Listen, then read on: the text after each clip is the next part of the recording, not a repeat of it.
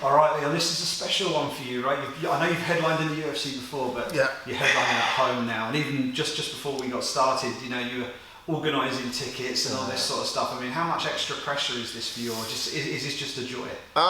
For me, I'm enjoying it. It's a joy. I enjoy fighting in the UK, and I've never lost in the UK or Europe. You know what I mean? So I enjoy my friends and family being around, and to be able to have all of them come to the fights as well. My first headline. It's amazing, and I'm looking forward to it.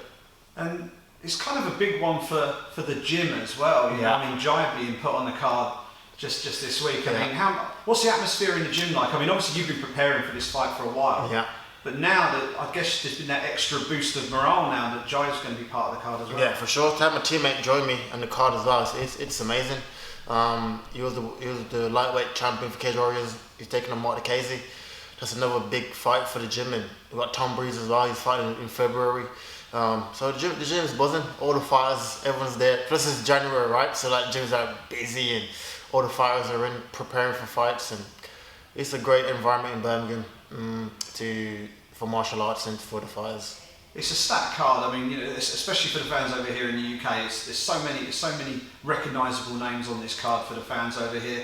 But from a global perspective, all eyes are going to be on your fight. The welterweight division seems to have become the glamour division of the UFC again, and obviously with a certain Irishman throwing his hat into the ring and becoming, at least for a part of the time, part of the welterweight division, it feels like even more eyeballs are going to be on the fight now. I mean, how do you see this welterweight picture right now? Because you've got Usman holding the belt, you've got Masvidal holding the BMF belt, and you've got yourself and Tyron. I mean, first off, is this fight a title eliminator?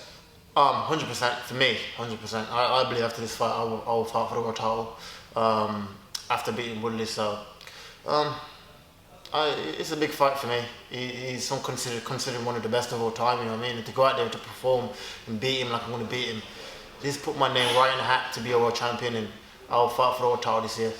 And Usman being a champion right now, arguably he's the ideal target for you. He's the last guy who defeated you. You've won 8 straight since then, and you've talked all the way through this run of wins. You've always said you want to get that win back. And now he's got the belt, so it's kind of like a win double for you. So it's like the perfect revenge, right? He's the last guy to beat me 4 or 5 years ago. To go out there and to defeat him for the belt, for the world title, and to get the win back. That's like the perfect scenario for me. For him to still hold the world title in the summer or later this year, and to defeat him, that's like the perfect dream for me, and I believe it will happen. And what did it mean to you, and what was your reaction when, I think he was asked who his toughest opponent was, and he said it was you? Yeah. Didn't mean much because I didn't win, right? So it didn't mean much to me really, and that's just a crack me like now. This Leon would kill that Leon back then, you know what I mean? So I am looking forward to go out there and get my revenge and to secure the world title. And you mentioned the word revenge there. Where does Jorge Masvidal fit into the whole picture? Obviously, the title is your aim, and it always has been. Yeah. But at some point down the line, is that a fight that you definitely want to get? Because you faced off very briefly, unscheduled. But I mean, how much would it mean to actually get him in the cage and throw down William? I thought I'd get my hands on him. I don't think cage or no cage. It's me getting my hands on him is just the main goal. But I know they're mentioning probably putting the muscle in for the title in the fight in March. So let's say the fight for the title, right? Usman and Masvidal. Usman beat Masvidal. I wouldn't want to fight Masvidal, or vice versa. He beats Usman, then I'll fight him for the world title. So either way, we're gonna fight this year. Or I beat Usman, he fights me for the world title. So either way, this year we're gonna fight, right? And that's the big fight. Both fights got a story behind it, right? Usman last guy to beat me, Masvidal what happened in London, so they both got a great selling point for a big fight and a big pay-per-view. So either way, each fight is big money. And you mentioned that the UFC. It's no secret the UFC looks very much like they're trying to put those two together. Yeah. For maybe just before the summer or early summer, possibly. Yeah. If for some reason that fight doesn't come to fruition and you get the result that you want in London, would you be in a position? Would you be happy to make a quick turnaround to get the title fight, or is that something that you would insist on getting a long run up for to make sure you were 100%? No, I will want a quick turnaround. My last fight was in July, so I haven't fought now for a while, and I fought all the year in July. So after March, I'd love to go again June. I perform better when I'm back to back in camp, you know what I mean? So I would like a quick turnaround. I noticed that Usman is probably injured, I said, probably, so it depends when he's fit to come back, and I'm hoping it's later on. The later it is better is for me to get a title shot. The closer it is, they probably give Mustard a title shot because they just fought in March. So we'll see. And obviously, you know, we've got to look at the challenge that stands in front of you. I mean, the former world champion, you say, is one of the best welterweights ever in UFC history. He's coming back with a point to prove. This is his first fight back after losing the title to Usman. Yeah.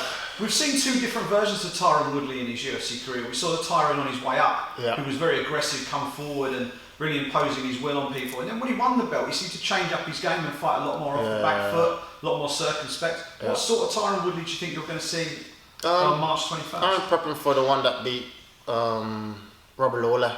I want that Tyron, you know what I mean?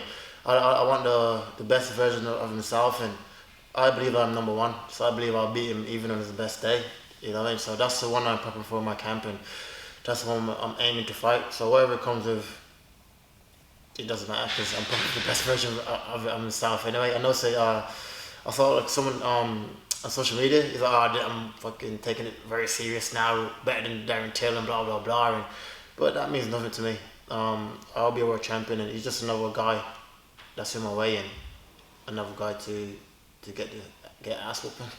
What do you make of the fact he's been over in Thailand training over there? Is that a sort of a nod to your striking acumen, the fact that he's gone over there maybe to sharpen up that side of his game before he faces you? Probably trying to learn them elbows been landing the last few fights. I don't know, I think he's a bit lost, right? Because I thought he was going to GSP's gym. He says he's going there, he said now he's in Thailand, so I don't know what he's doing. I don't see why, just because he lost a title, you want to change everything up. When that's the team that got you there, they got there for a reason, you know what I mean? And there's no point now to try to change everything up. So I don't care what he's doing. I'm focused on my journey with my team in Birmingham, and we're getting amazing results, and it's good. And in terms of your team in Birmingham, you know, as we mentioned earlier, absolutely flying high at the moment, and I know it's a source of great pride for you that you're representing not just the UK, but the fact that you can come up and do all your training in here, the UK, make it to the very top. Yeah. Fully homegrown British UFC champion if you get that far and win that belt. I will get that far. So when I get that far, that's like one of my main goals, right? Is to motivate kids behind me and guys behind me to say that you can do it from your hometown, that you don't have to listen to everyone else, that you have to go to America, you have to go to Brazil, or wherever you have to go to achieve greatness, right? I'm proving it time and time again, and I'm beating all these teams that they say is the best in the world. I beat all of them, most, you know what I mean? So for me, just like, I do it because I want to give the kids behind me motivation to say they can believe in your team and do it. And my teammate Vaughan Lee, he did it for me when he got in the UFC. He didn't get that far in the UFC, but just getting to the UFC from Birmingham was a big deal back then. And you were the first guy to get in the UFC, and you were the first guy to give me hopes that you can make it in the UFC training in Birmingham. And that's what I'm doing for my teammates. And now we got, like I said, Joy got signed the other day. We've got loads of talent in the gym now saying, if you win the world title, we can achieve this. This is what they hear the sentiment day in, day out. You know what I mean? If you do this, we can achieve this. And so that's my motivation, and that's my aim in life, is to help everyone behind me and to push them to be best. Slight change of tack. Dealing with Tyron is he's a pretty focused guy. He speaks every now and again. He's not what you would call a prolific trash talker. Yeah. And nor have you been over the course of your career, but you seem to have got under his skin a little bit. I mean, there's been a little back and forth on social media, but then you started taking pot shots at his rap career, and he seemed to get genuinely upset. Did that surprise you? I mean, what do you make of all of this? For me, it's banter. Right? I'm on the laugh. He's taking like dead serious. He's like he blocked me and everything on Instagram. Like one of my DMs is like, you called my names and say you knocked me out and shit. Then they blocked me. For me, it's all banter for me, and I'm just having fun with it.